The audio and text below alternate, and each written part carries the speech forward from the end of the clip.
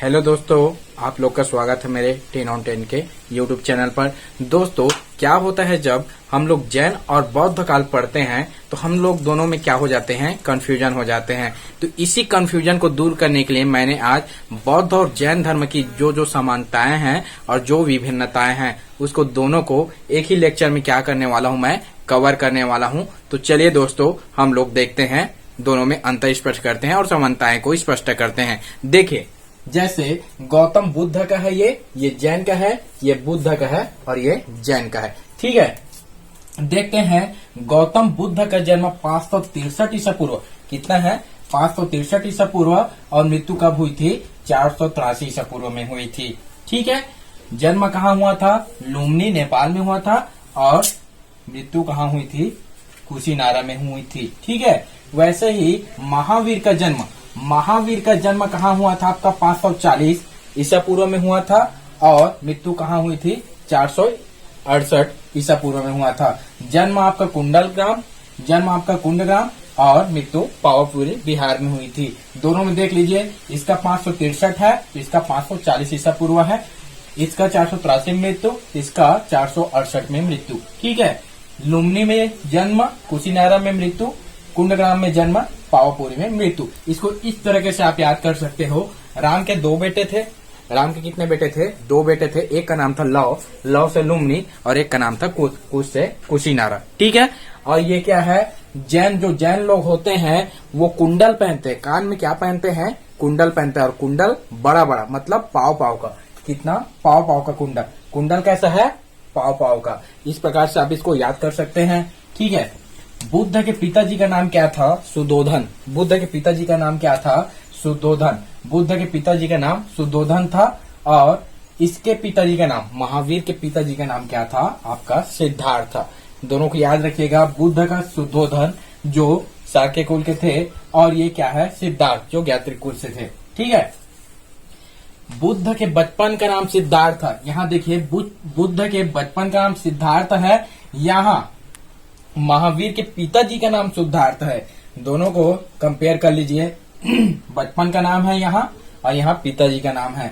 और महावीर के बचपन का नाम क्या था, वर्धमान था। इधर सिद्धार्थ और इधर वर्धमान। ठीक है, अब देखते हैं बुद्ध के माता का नाम। कहा जाता है कि जैसे बुद्ध पैदा हुए उसके 7-8 दिन बाद क्या हो गई, उसकी माता की मृत्यु हो गई। फिर उसके पिता सुद्धोधन ने क्या किया, उसकी मौसी से विवाह कर लिया बुद्ध के पालन पोषण के लिए। तो उसके बाद होता है, एक होती है उसको जन्म देने वाली माता, माँ माया। जन्म देने वाली माता क्या है, माँ माया है, और पालन करने वाली माता प्रजापति गौतमी। यदि पालन करने वाली माता पूछे तो प्रजापति गौतमी, और जन्म देने वाली माँ माया। उसी प्रकार महावीर के माता जी का नाम क्या था, त्रिशला देवी। ठीक है, पत्नी कौन थे, बुद्ध की पत्नी का नाम था यशोधरा। बुद्ध के पत्नी का नाम था आपका यशोधरा, और जैन में महावीर के क्या बोलते हैं, पत्नी का नाम था, इसके पत्नी का नाम था यशोदा। इसके पत्नी का नाम क्या था, महावीर जी के पत्नी का नाम क्या था, यशोदा। इधर है यशोधरा और इधर क्या है, यशोदा। दोनों में कंपेयर कर लीजिएगा। बुद्ध के बेटे का नाम, बुद्ध का एक बेटा पैदा हुआ था, और महावीर जी का एक बेटी पैदा हुई थी। ठीक है, बुद्ध के बेटे का नाम क्या था आपका, राहुल था, और महावीर के बेटी का नाम क्या था, प्रिय दर्शना था। ठीक है, इसके दामाद कौन थे, जमाली। राहुल को बुद्ध ने एक और बंधन के नाम से जाना।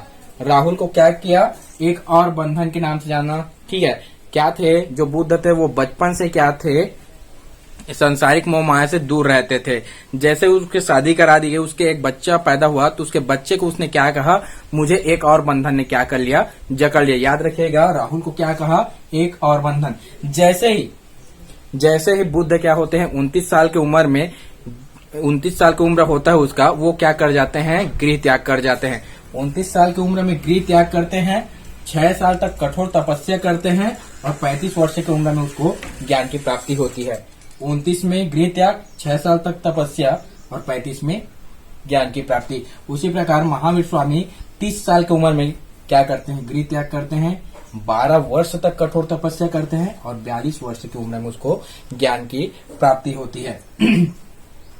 जैसे ही बुद्ध गृह त्याग करते हैं, बोध गया नामक जगह जो बिहार में है, गया बोलते हैं, तो गया जाते हैं वो और बोधि वृक्ष के नीचे, जो पीपल वृक्ष होता है उसी के नीचे बैठ जाते हैं और क्या करते हैं, ज्ञान की प्राप्ति करते हैं, तब के लिए बैठ जाते हैं। अगर नदी पूछे कौन से नदी के किनारे, तो निरंजना नदी, जिसको फल्गु नदी भी कहते हैं, महावीर स्वामी जाम्भिक ग्राम में जाते हैं, रिजुपालिका नदी के किनारे बैठते हैं और पेड़ कौन था, वृक्ष कौन था, साल का वृक्ष। याद रखिएगा, इसमें बोधि वृक्ष या पीपल का वृक्ष और इसमें कौन सा है आपका साल वृक्ष। ठीक है, अब हमको बौद्ध और जैन के बारे में जानकारी कहाँ से मिलती है, तो बौद्ध के बारे में देखते हैं। बौद्ध में 3 पिटक बताए गए हैं। पहला है आपका अभिधम्म पिटक, दूसरा है आपका सुत्त पिटक और तीसरा है आपका विनय पिटक। पहला अभिधम्म पिटक, दूसरा सुत्त पिटक और तीसरा क्या है, विनय पिटक। अभिधम्म पिटक आपका दर्शन का है, बुद्ध के दर्शन जो विचार है उसको दिया गया है। सुत्त पिटक बुद्ध के उपदेशों को संकलित किया गया है और विनय पिटक में बुद्ध के नियमावली को दर्शाया गया है। उसी प्रकार जैन धर्म साहित्य है आपका आगम। जैन साहित्य को आगम भी कहा जाता है।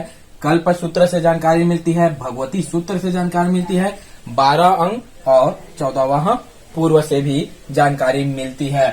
बुद्ध में त्रिरत्न, दोनों धर्मों में, बुद्ध और जैन में, बौद्ध और जैन में त्रिरत्न पाए जाते हैं। बौद्ध धर्म की बात करें तो उसमें बौद्ध है, मतलब बुद्ध है, धम्म है और संघ है। बुद्धम शरणम गच्छामि, धम्मम शरणम गच्छामि, संघम शरणम गच्छामि। इस प्रकार से त्रिरत्न दिए गए हैं। उसी प्रकार से जैन धर्म में त्रिरत्न है। आपको जब आप ध्यान करते हो, जब आप क्या करते हो, ध्यान करते हो, तो ध्यान से आपको ज्ञान की प्राप्ति होती है। ध्यान से ज्ञान प्राप्ति होती है और यदि आपको सही में ज्ञान प्राप्त हो जाए तो आपका आचरण पूरी तरीके से क्या हो जाता है, बदल जाता है, आपका चरित्र बदल जाता है। उसी को देख लेते हैं। सम्यक ध्यान या इसको सम्यक दर्शन भी बोलते हैं। सम्यक ज्ञान, ध्यान से ज्ञान प्राप्त होगा और ज्ञान प्राप्त होगा तो आपका सम्यक आचरण की प्राप्ति होगी, अर्थात चरित्र की प्राप्ति होगी। ठीक है, अब देखते हैं बौद्ध और जैन। बौद्ध की भाषा, जो बौद्ध ने उपदेश दिए, जो उन लोग की साहित्य संकलित किया गया, वो पाली भाषा में था। कौन से भाषा में, पाली भाषा में था। और जैन प्राकृत या अर्धमागधी भाषा बोलते हैं। बौद्ध पाली और जैन प्राकृत भाषा में। बौद्ध धर्म का विभाजन 2 भागों में हो गया था। एक है आपका हीनयान और दूसरा क्या है आपका महायान। हीनयान और महायान में बौद्ध धर्म का विभाजन हो गया था। उसी प्रकार जैन धर्म भी श्वेतांबर और दिगंबर में क्या हो गए थे, विभाजित हो गए थे। संगीति की बात करें तो बौद्ध धर्म में 4 संगीति है। बौद्ध धर्म में 4 संगीति और जैन धर्म में 2 संगीति। बौद्ध धर्म की 4 संगीति 483 बीसी, 383 बीसी, 251 बीसी और फर्स्ट एडी में 4 संगीति हुआ था। 483, 383, 251 और फर्स्ट एडी। उसी प्रकार जैन धर्म में 2 संगीति हुआ था, एक 300 बीसी में और एक 512 एडी में। ठीक है, पुनर्जन्म की बात करते हैं तो बौद्ध धर्म पुनर्जन्म को मानता है लेकिन आत्मा की सत्ता को स्वीकार नहीं करता। पुनर्जन्म भले ही मानेगा लेकिन आत्मा की स्वीकार नहीं करेगा। लेकिन जैन धर्म आपका पुनर्जन्म भी मानता है और आत्मा की सत्ता को भी स्वीकार करता है। ठीक है, मार्ग। बुद्ध ने न तो ज्यादा ही कठोर मार्ग दिया और न ही बिल्कुल भी सत्य सरल मार्ग दिया। ठीक है, उन्होंने दोनों के मध्य मार्ग को पालन करने के लिए बोला। ठीक है, लेकिन जैन धर्म क्या होता है, जैन धर्म बहुत ही ज्यादा कठोर मार्ग है। जैन धर्म में बोला जाता है कि आपको एक दिन में 1 बार खाना है, 1 बार पानी पीना है, वो भी अपने हाथों से, बाल को नोच कर निकालना है आपका। ठीक है, चलना भी है तो एकदम फास्ट चलना है, जल्दी जल्दी चलना है, क्योंकि नीचे में कोई जीव जंतु न मर जाए, ऐसे करके नाक में क्या लगाना है, आपका मास्क लगाना है, कोई जीवाणु अंदर न घुसे, विषाणु अंदर न, इतना ध्यान रखना जाता है। और बहुत ही ज्यादा कठोर है। युद्ध नहीं करना है, आपको कृषि तक नहीं करना है। कौन बोलता है, जैन धर्म। तो बौद्ध धर्म क्या है, मध्यम मार्ग बताता है और आपका जैन धर्म क्या मार्ग बताता है, कठोर मार्ग। प्रतीक चिन्ह की बात करें तो बौद्ध धर्म में बुद्ध के जन्म को कमल या सांड के रूप में प्रदर्शित किया जाता है। ठीक है, गृह त्याग को घोड़ा से प्रदर्शित किया जाता है। गृह त्याग को, जिसको महाभिनिष्क्रमण भी बोलते हैं ठीक है। ज्ञान प्राप्ति को बोधि वृक्ष या पीपल के वृक्ष से दर्शाया जाता है। आपका निर्वाण है उसको पद चिन्ह से दर्शाया जाता है। मृत्यु को स्तूप, स्तूप अर्थात वस्तुओं का ढेर। अगर पूछा जाए स्तूप शब्द का सर्वप्रथम प्रयोग कहाँ हुआ है, तो आपका ऋग्वेद में स्तूप शब्द का सर्वप्रथम उल्लेख है, याद रखिएगा, ठीक है। और मोक्ष के लिए बौद्ध धर्म कहता है मोक्ष के लिए अष्टांगिक मार्ग को पार करके ही आप मोक्ष की प्राप्ति कर सकते हो। लेकिन जैन धर्म क्या कहता है, त्रिरत्न, अर्थात त्रिरत्न मतलब सम्यक ध्यान, सम्यक ज्ञान और सम्यक आचरण को मानकर आप मोक्ष की प्राप्ति कर सकते हो। बौद्ध में अष्टांगिक मार्ग को और जैन धर्म में त्रिरत्न को, ठीक है। ऋषभ देव का प्रतीक चिन्ह देखे तो सांड है। पार्श्वनाथ की जो 30वें तीर्थंकर है पार्श्वनाथ, उसका प्रतीक चिन्ह सांप है। और महावीर स्वामी का सिंह या शेर है। याद रखिएगा अष्टांगिक मार्ग क्या है आपका, सम्यक। देखिए जैसे आप किसी लड़की को पसंद करते हो या किसी अपोजिट जेंडर को पसंद करते हो, तो सबसे फर्स्ट क्या करते हो, आप उसको देखते हो, देखने के बाद बोलने का संकल्प लेते हो, संकल्प लेने के बाद उससे बोलते हो, ठीक है। नहीं मानती तो आप एक्टिंग करते हो, कर्म करते हो। उसके बाद क्या करते हो, आजीवन रहने को उसके पास दिलासा दिलाते हो। फिर अगर वो नकार देती है, अच्छे से बॉडी बनाकर, शरीर बनाकर, फिर आप जिम जाते हो, व्यायाम करते हो। व्यायाम से बार बार स्मृति करके ज्यादा क्या करते हो, व्यायाम करते हो। और उसके बाद अगर नहीं बनता आपका जिस प्रकार से बॉडी बनना चाहिए, शरीर बनना चाहिए, तो आप क्या ले लेते हो, समाधि। उसी प्रकार अष्टांगिक मार्ग है, सबसे पहले देखते हो मतलब सम्यक दृष्टि, उसके बाद संकल्प लेते हो मतलब सम्यक संकल्प, सम्यक वाक बोलते हो मतलब सम्यक वाक है। उसके बाद क्या है, कर्मांत, एक्टिंग करते हो मतलब कर्मांत है। उसके बाद क्या है, आजीवन रहने का मतलब सम्यक आजीवन या आजीव। उसके बाद है क्या है, आजीवन। उसके बाद आप जिम जाते हो, सम्यक व्यायाम। उसके बाद क्या है, सम्यक स्मृति। उसके बाद अगर नहीं बनता आपका बॉडी तो आप क्या ले लेते हो, समाधि ले लेते हो। ये मतलब अंतिम है आपका सम्यक समाधि। इस प्रकार से अष्टांगिक मार्ग को आप याद कर सकते हो।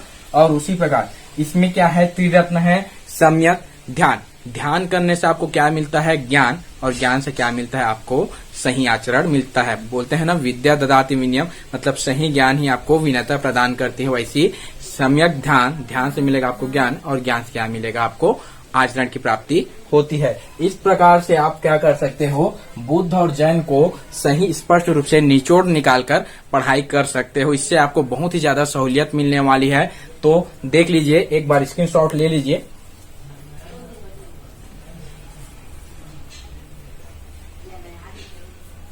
तो ठीक है दोस्तों, आप लोग स्क्रीनशॉट कर लिए होंगे। तो इस वीडियो को अगर नहीं समझ आया तो एक बार और क्या करके देखिएगा, एक बार फिर से रिपीट करके देखिएगा, आपको समझ आ जाएगा। ठीक है दोस्तों, मिलते हैं अगले वीडियो में। अगर आपको ये वीडियो पसंद आए तो लाइक कीजिए, सब्सक्राइब कीजिए और शेयर जरूर कीजिए।